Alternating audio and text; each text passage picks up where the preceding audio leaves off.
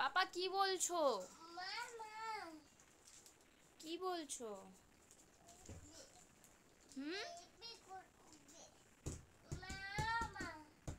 আমার দিকে তাকিয়ে বলো। হ্যাঁ।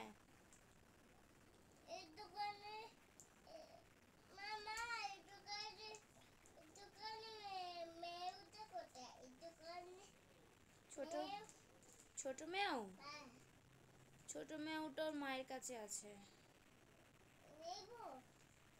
ও ছোট তো, মায়ের দুধ খায়, মায়ের কাছে থাকে। তুমি কি করে নেবে? ও বড় হলে তখন দেখা করে আসবে।